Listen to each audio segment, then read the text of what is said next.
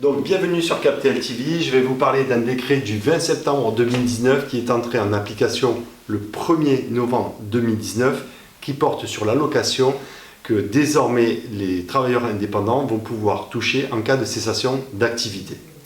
Bon, ok, je sais, 800 € par mois pendant 6 mois, c'est pas énorme, mais ça va quand même vous permettre, dans des situations compliquées de cessation d'activité, de rebondir et de nourrir votre famille. Donc, pour pouvoir bénéficier des allocations chômage, les travailleurs indépendants vont devoir remplir un certain nombre de conditions. La première condition évidente, c'est d'être travailleur indépendant. Ça veut dire pas de lien de subordination dans l'entreprise. Donc, ça s'adresse à qui? Gérant majoritaire de SARL, entrepreneur individuel, artisan, commerçant, profession libérale. Et donc, vous l'avez compris, pas au président de SAS. Mais ça, on va y revenir un tout petit peu plus tard. Deuxième condition, il faut que l'arrêt de l'activité soit lié à un redressement judiciaire ou une liquidation judiciaire sanctionnée par un jugement du tribunal de commerce.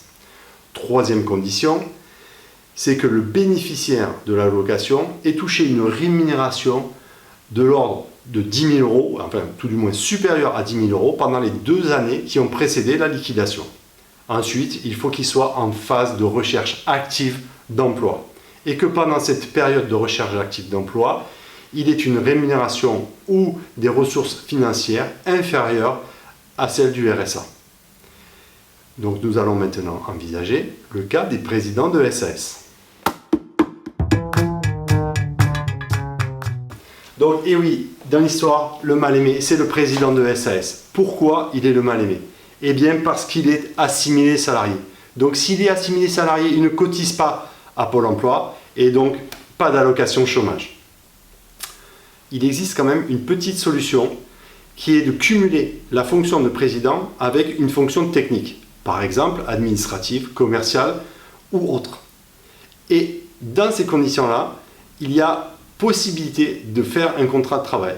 Mais dans tous les cas, il va falloir interroger Pôle emploi pour savoir si ce cumul est envisageable par Pôle emploi.